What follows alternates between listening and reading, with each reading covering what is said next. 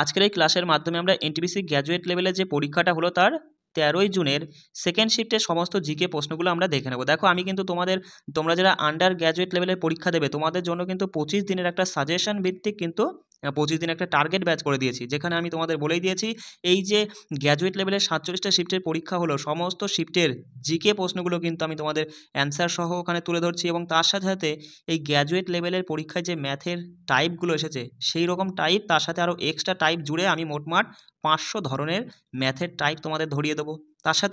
তার সাথে এই গ্র্যাজুয়েট লেভেলের পরীক্ষায় যেই ধরনের জিআই টাইপ এবং তার সাথে আরও যত রকমের জিআই টাইপ আছে সব মিলিয়ে তোমাদের আরও 200 রকমের জিআই টাইপ ধরিয়ে দিচ্ছি।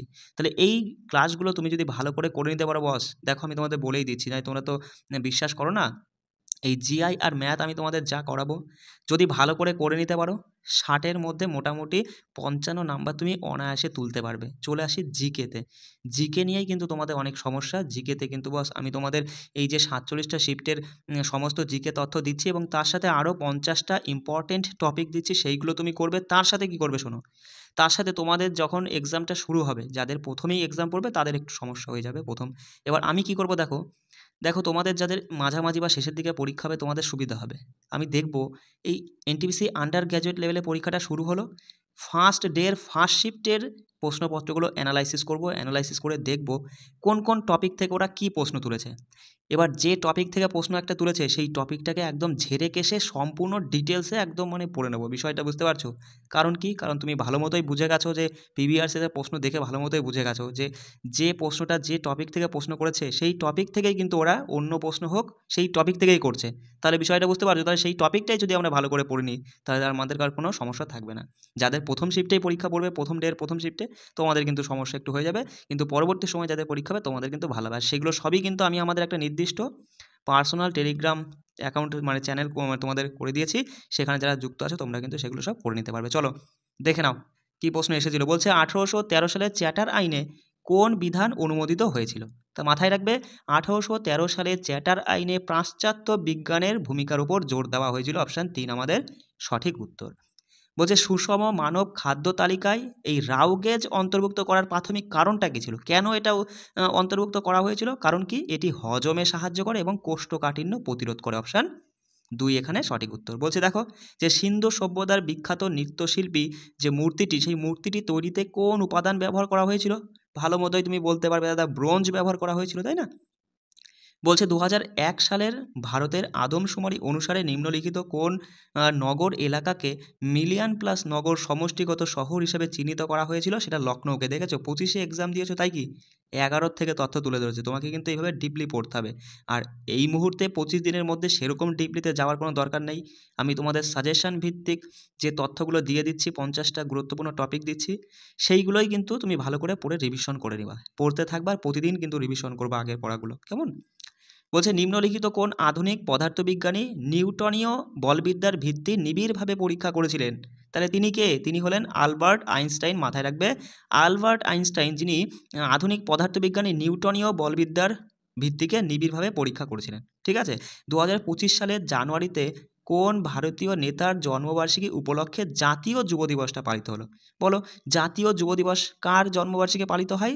স্বামী বিবেকানন্দের জন্মবার্ষিকীতেই জাতীয় যুব দিবসটা আর কি পালিত হয়। বলছে ভারতে কর্পোরেট সামাজিক দায়বদ্ধতা স্বচ্ছতা বৃদ্ধির জন্য কোম্পানি আইন সংশোধনীর অধীনে 2024 সালে নিম্নলিখিত কোন পরিবর্তনগুলি চালু করা হয়েছিল? তা মাথায় রাখবে যে বাধ্যতামূলক ত্রৈমাসিক CSR রিপোর্টিং এবং স্বাধীন নিরীক্ষা। অপশান 1 আমাদের সঠিক উত্তর। এই ধরনের তথ্যগুলো কিন্তু তোমাকে পড়ে মুখস্থ করে নিতে হবে, ঠিক আছে। বলছে ভারতের মন্ত্রী পরিষদের ক্ষেত্রে প্রযোজ্য সম্মিলিত নির্বাহী দায়িত্ব নীতিটি নিম্নলিখিত বিকল্পগুলির মধ্যে কোনটিকে সবথেকে ভালোভাবে বর্ণনা করে? তা সেটা হচ্ছে কি, যে সকল মন্ত্রী সরকারি সিদ্ধান্তের সম্পূর্ণ দায়িত্ব ভার আর কি তুলে নেন আর কি, ঠিক আছে, দায়িত্ব মেনে চলবে বা তুলে নেয়। বুঝতে পারছো? অপশান 3 এখানে সঠিক উত্তর। বলছে 2025 সালের ফেব্রুয়ারিতে ভারতের কোন জাতীয় উদ্যানে 5টি চিতা অবমুক্ত করা হয়েছিল? তো এখানে মাথায় রাখবে কুনো জাতীয় উদ্যান। কি বললাম? কুনো জাতীয় উদ্যানে কিন্তু 5টি চিতাকে অবমুক্ত করা হয়েছিল। বলছে হায়দ্রাবাদের নিজাম তার শাসনকে এমনভাবে উপস্থাপন করার চেষ্টা করেছিলেন, কেমনভাবে? দাক্ষিণাত্য মুসলিম সার্বভৌমত্ব হিসাবেই কিন্তু উপস্থাপন করার চেষ্টা করেছিলেন। অপশান 3 আমাদের সঠিক উত্তর। বলছে 2025 সালের মার্চ মাসে ভারতের সশস্ত্র বাহিনীর আত্মত্যাগের প্রতি সম্মান জানাতে জাতীয় প্রতিরক্ষা দিবসের কততম বার্ষিকী পালিত হয়েছিল? 87, মানে 87তম বার্ষিকী। কততম? 87তম বার্ষিকী কিন্তু পালিত হলো। বলছে গ্রেট হিমালয় পর্বতমালার অন্য নাম কি? বলে ফেলো। কি হবে? গ্রেট হিমালয় পর্বতমালার অন্য নাম হচ্ছে অভ্যন্তরীণ হিমালয়। কেমন? অপশন 2 আমাদের সঠিক উত্তর। বলছে 2025 সালের ফেব্রুয়ারিতে কর্পোরেট বিষয়ক মন্ত্রণালয় বেসরকারি কোম্পানিগুলির জন্য তাদের সিকিউরিটিজ ডিমেটেরিয়ালাইজেশনের সময়সীমাটা বাড়িয়ে দেয়। একটু দেখে নিও বানানটা কি বলছে। ডিমেটেরিয়ালাইজেশনের সময়সীমাটা বাড়িয়ে দেয়। তা নতুন সময়সীমাটা কত? সেটা হচ্ছে 30শে জুন 2025 করেছে। কত? 30শে জুন 2025। বলছে উপনিবেশিক আমলে ভারতের শিল্প উন্নয়ন ছিল ব্রিটিশ নীতির ফলাফল। তা বলছে স্বাধীনতার প্রকালে ভারতের শিল্প উন্নয়নের প্রকৃতি নিম্নলিখিত বিকল্পগুলির মধ্যে কোনটিকে সবথেকে ভালো বর্ণনা করে? মাথায় রাখবে সীমিত শিল্প কার্যকলাপ মূলত কলকাতা এবং বোম্বের মতো কয়েকটি শহরে কেন্দ্রীভূত করা। অপশান 1 আমাদের সঠিক উত্তর। বলছে ভারতের পরিবেশগত বিধিমালার অধীনে জরিমানা এবং সবুজ ছাড়পত্র কার্যকর করার জন্য 2024 সালে নিম্নলিখিত কোন কর্তৃপক্ষকে শক্তিশালী করে তোলা হয়েছিল? তা সেটা হচ্ছে কেন্দ্রীয় দূষণ নিয়ন্ত্রণ বোর্ড। কি বললাম? কেন্দ্রীয় দূষণ নিয়ন্ত্রণ বোর্ডের উপরেই কিন্তু একটা দায়িত্ব দেওয়া হয়। কি জন্য? এই তোমার পরিবেশগত বিধিমালার অধীনে জরিমানা এবং সবুজ ছাড়পত্রের কার্যকারিতা নিয়ে আলোচনা করার জন্য। কেমন? বলছে ইউনেস্কো কর্তৃক আয়োজিত 2024 সালে আন্তর্জাতিক এনজিও সম্মেলন কোথায় অনুষ্ঠিত হয়েছিল? এই 2024-এ আন্তর্জাতিক এনজিও সম্মেলনটা ফ্রান্সের প্যারিসে হয়েছিল। ফ্রান্সের প্যারিস। কেমন? বলছে উত্তর পশ্চিম ভারতের উড সাওয়ারদের লোকসঙ্গীত থেকে কোন হিন্দুস্তানি সঙ্গীত ধারার উৎপত্তি হয়েছে? সেটা হচ্ছে টপ্পা। কি বললাম? টপ্পা। এখানে অপশানে ওঠেনি, আমি বলে দিলাম, শুনে নিও, মানে মাথায় রেখো, টপ্পা। চলো পরের প্রশ্ন বলছে যে 24শে জানুয়ারি 2025-এ ভারতের মেয়েদের অধিকার এবং কল্যাণ প্রচারের জন্য কোন দিবসটি পালিত হয়েছিল? তা মাথায় রাখবে, সেটা হচ্ছে জাতীয় কন্যা শিশু দিবস। কি বললাম? 24শে জানুয়ারি। কত তারিখে? 24শে জানুয়ারি 2025-এ ভারতের মেয়েদের অধিকার এবং কল্যাণ প্রচারের জন্যই তোমার এই জাতীয় কন্যা শিশু দিবসটা কিন্তু পালিত হলো। বলছে রোমে কোপ 16 এর বর্ধিত অধিবেশনে কোন গুরুত্বপূর্ণ আর্থিক প্রতিশ্রুতি দেওয়া হয়েছিল আর কি? তা সেটা হচ্ছে মাথায় রাখবে যে জীববৈচিত্র্য সংরক্ষণের জন্য বার্ষিক $200 মিলিয়ন করে আর কি খরচ করা। ঠিক আছে? অপশান 4 আমাদের সঠিক উত্তর। বলছে একাধিক ট্যাব যুক্ত অ্যাপ্লিকেশনগুলিতে, যেমন তোমার উদাহরণ দিয়ে এসে দেখিয়ে দিয়েছে ব্রাউজার বা এমএস ওয়ার্ডে, কন্ট্রোল প্লাস ট্যাব কী করে? তা কন্ট্রোল প্লাস ট্যাব কী করবে? এটি হচ্ছে পরবর্তী ট্যাবে সুইচ করতে সাহায্য করবে। কেমন? অপশান 3 আমাদের সঠিক উত্তর হয়ে যাচ্ছে। দেখো পরের প্রশ্ন বলছে 2011 সালের আদমশুমারি অনুসারে লাক্ষাদ্বীপের কোন দ্বীপে জনসংখ্যা সব থেকে কম ছিল? তাহলে লাক্ষাদ্বীপের কোন দ্বীপটা হবে?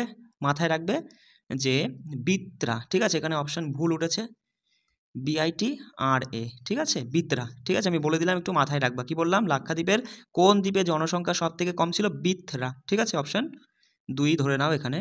চলো বলছে ভারতীয় সংবিধানের কোন তালিকার অধীনে সমবায় সমিতিগুলিকে শ্রেণীবদ্ধ করা হয়েছে? তা কোন তালিকা? রাজ্য তালিকার অধীনে। অপশান 2 আমাদের সঠিক উত্তর। কৃষি জমিতে বৃক্ষরোপণ উৎসাহিত করার জন্য কোন নীতির সুপারিশে কৃষি বনায়নের ধারণা করা হয়েছিল? তা মাথায় রাখবে কৃষি জমিতে বৃক্ষরোপণ উৎসাহিত করার জন্যই তোমার এই জাতীয় কৃষি বনায়ন নীতি 2014 এটি আর কি তো মানে গঠন করা হয়েছিল। ঠিক আছে? অপশান 4 আমাদের সঠিক উত্তর। বলছে কোন রাজ্যে স্থানান্তরিত কৃষি, যেটা ঝুম নামে পরিচিত? কি বললাম?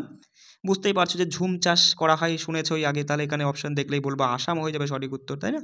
পরের প্রশ্ন দেখো যে নীতি আয়োগের নীতিমালা ভারতের উদীয়মান গিগ এবং প্ল্যাটফর্ম অর্থনীতি তোমার যেটা হচ্ছে 2022 অনুসারে বলছে 2029-30 সালের মধ্যে ভারতের গিগ কর্মীর আনুমানিক আকার কেমন হবে? তা ভারতের গিগ কর্মীর আনুমানিক আকার হয়ে যাবে তোমার এই 23.5 মিলিয়ন। 23.5 মিলিয়ন। পরে প্রশ্ন দেখো মাল্টি কোর প্রসেসর যুক্ত একটি কম্পিউটার সিস্টেমের কথা বিবেচনা করুন। একই সাথে একাধিক স্বাধীন কাজ সম্পাদন করার সময় একই ঘড়ির গতির একক কোর প্রসেসরের তুলনায় একাধিক কোর থাকার প্রাথমিক সুবিধা কী? মানে একক কোর প্রসেসর থাকার থেকে একাধিক কোর প্রসেসর থাকলে কি সুবিধা হবে? একসাথে একাধিক পৃথক প্রক্রিয়া পরিচালনা এবং সম্পাদন করা আর উন্নত হবে, মানে কি ভালো সুবিধা হবে। অপশান 3 আমাদের সঠিক উত্তর। এই ধরনের প্রশ্নগুলো, এটা তো তুমি তো বুঝতেই পারছো গ্র্যাজুয়েট লেভেলের পরীক্ষা, সেই জন্য কোশ্চেনের লেভেলটাও বুঝতে পারছো। তোমাদের কিন্তু এত হাই লেভেল আসবে না, তোমাদের তো 12th লেভেলের পরীক্ষা, সেই জন্য এত হাই লেভেলের প্রশ্ন আসবে না। তুমি এইগুলো পড়ে শুধু মুখস্থ করে নিবা, কেমন? পরের প্রশ্ন বলছে দেখো যে কম্পিউটার মেমোরি হচ্ছে হায়ারকির প্রেক্ষাপটে রেজিস্টার থেকে সেকেন্ডারি স্টোরেজের দিকে যাওয়ার সময় অ্যাক্সেস স্পিড এবং প্রতি বিট খরচ সম্পর্কে নিম্নলিখিত কোন বিবৃতিটা কি সত্য? তা মাথায় রাখবে, এক্ষেত্রে কী হবে যে অ্যাক্সেসের গতি কমে যাবে এবং প্রতি বিটের খরচও কমে যাবে। অপশান 1 আমাদের সঠিক উত্তর। বলছে নিচের কোনটি সঠিকভাবে মেলেনি, চলো দেখে নাও। বলছে লুসাই বিদ্রোহ আসামে হয়েছিল, এটা ঠিক। হেরকা বিদ্রোহ পশ্চিমবঙ্গে হয়েছিল, এটা কি ঠিক? এটা কিন্তু ঠিক নয়, এটা উত্তর পূর্ব ভারতে হয়েছিল। বুঝতেই পারছো, তাহলে এটাই আমাদের সঠিক উত্তর হবে। তাছাড়া বাকিগুলো তাহলে ঠিকই হবে, তাই না? বলছে বহু রাজ্য সমবায় সমিতির জন্য আইন প্রণয়নের ক্ষমতা কার? তা সেটা হচ্ছে সংসদের হাতেই রয়েছে। অপশন 4 আমাদের সঠিক উত্তর হয়ে যাচ্ছে। পরের প্রশ্ন বলছে দেখো যে ইসলামী শাসকদের শাসনামলে নিম্নলিখিত কোনটি ব্যক্তিগত ভবন ছিল? সেটা হচ্ছে দিওয়ানি খাস। অপশন 4 আমাদের সঠিক উত্তর। গুপ্তদের পরে রাষ্ট্রকূটরা ভারতের কোন অংশে আধিপত্য বিস্তার করেছিল? বলো কি হবে? দাক্ষিণাত্যে। মাথায় রাখবে কোথায়? গুপ্তদের পরে রাষ্ট্রকূটরা ভারতের দাক্ষিণাত্যে কিন্তু তাদের আধিপত্য বিস্তার করেছিল। বলছে উপদেষ্টা হিসাবে ভারতের রাষ্ট্রপতির প্রতি কেন্দ্রীয় মন্ত্রিসভার পরামর্শ বিবেচনা করা হয় কোন ক্ষেত্রে? সেটা হচ্ছে রাষ্ট্রপতির কাছে সেটা বাধ্যতামূলক, ঠিক আছে? অপশন 2 আমাদের সঠিক উত্তর হয়ে যাচ্ছে। আরাবল্লী এবং বিন্ধ্য পর্বতমালার মধ্যে কোন মালভূমিটা অবস্থিত? মাথায় রাখবে মালওয়া মালভূমি। কি বললাম? আরাবল্লী আর বিন্ধ্য পর্বতমালার মাঝেই রয়েছে মালওয়া মালভূমি। ভারতের সংবিধানের চতুর্থ ভাগে নিম্নলিখিত কোনটির উল্লেখ নেই? তা দেখো এখানে সঠিক উত্তর কী হবে। দেখতে প্রথমে বলছে যে আন্তর্জাতিক শান্তি ও নিরাপত্তার প্রচার, একদম, এটা তো উল্লেখ আছে। শিশুদের জন্য বিনামূল্য এবং বাধ্যতামূলক শিক্ষা ব্যবস্থা, এটাও ঠিক। কৃষি এবং পশুপালনের সংগঠন, এটাও ঠিক। মত প্রকাশের মাধ্যমে হিন্দি ভাষা সম্পর্কে কিন্তু কখনোই তোমার এই চতুর্থ ভাগে বলা হয়নি, অর্থাৎ অপশান 4 আমাদের এখানে সঠিক উত্তর হয়ে যাচ্ছে। বুঝতে পারছো? বলছে নিচের কোন ডিভাইসটি ইনপুট এবং আউটপুট উভয় ডিভাইস হিসাবেই কাজ করতে পারে? তাহলে অপশান দেখেই সঙ্গে সঙ্গে বলবো টাচ স্ক্রিন। কী হবে? Touch screen. অপশান 1 আমাদের সঠিক উত্তর। বলছে নিচের কোনটি এমন একটি ইনপুট ডিভাইসের উদাহরণ যা ব্যবহারকারীদের টেক্সট টাইপ করে কম্পিউটারের সাথে ইন্টারঅ্যাক্ট করে দেয়? কি সেটা? কি কিবোর্ড। অপশান 2 সঠিক উত্তর। চলো এই প্রশ্নটা দেখো। বলছে ভারতের শিল্প খাত সম্পর্কে নিম্নলিখিত কোন তথ্যগুলো সঠিক? 1 নম্বর বলছে জাতীয় উৎপাদন নীতি 2011 অনুসারে উৎপাদন খাতে সৃষ্ট প্রত্যেকটি কর্মসংস্থান সংশ্লিষ্ট কার্যকলাপে 2-3টি অতিরিক্ত কর্মসংস্থান তৈরি করে, একদম ঠিক। শিল্প তৈরি বিদ্যমান পণ্যের মূল্য বৃদ্ধি করে। হ্যাঁ, এটা এই তথ্যটাই যখন ঠিক হয়ে যাচ্ছে তাহলে বলবা চলো পরেরটা তাও পড়ে নেওয়া ভালো, তাই না? বলছে এতে নিযুক্ত শ্রমের দক্ষতাও বৃদ্ধি পায়, অবশ্যই। তাই এই খাতকে একটি রূপান্তরকারী খাত হিসাবে বিবেচনা করা হয়। 2 নম্বরও ঠিক হচ্ছে। 3 নম্বরে বলছে যেহেতু শিল্পগুলি জনসংখ্যার একটি বৃহৎ অংশকে কর্মসংস্থান করে, তাই আমাদের দেশ থেকে বেকারত্ব এবং দারিদ্র্য দূরীকরণের জন্য শিল্প উন্নয়ন অত্যন্ত পূর্বশর্ত, অবশ্যই, তাই না? তাহলে বলবা এখানে দাদা 1, 2, 3টেই সঠিক, অর্থাৎ সবগুলোই মানে এখানে 2 সত্য হয়ে যাচ্ছে, তাই না? মানে অপশান 2 সঠিক হয়ে যাচ্ছে। চলো পরের প্রশ্ন বলছে নিচের কোনটি এমন একটি ইনপুট ডিভাইসে, দেখো এটা রিপিট হয়ে গেছে, যাই হোক 2-1টা এরকম হতে পারে, ঠিক আছে? কারণ সব ট্রান্সলেট করা তো এরকম হয়ে যেতে পারে, ঠিক আছে? কিছু মনে করো না। দেখো পরের প্রশ্নটা বলছে 2025 সালে মানব উন্নয়ন সূচক প্রতিবেদনে ভারতের মানব উন্নয়ন সূচক কত ছিল? মাথায় রাখবে 0.685 ছিল, 0.685%, ঠিক আছে? এই ছিল তোমাদের এটা কত? এটা হচ্ছে 13 জুনের সেকেন্ড শিফটের সমস্ত জিকে প্রশ্নগুলো দেখে নিলে। সবাই কিন্তু এগুলো পড়ে মুখস্থ করে নিবা। কোনো সমস্যা হলে আমার সঙ্গে যোগাযোগ করবে, কেমন? রাখছি। জয় হিন্দ।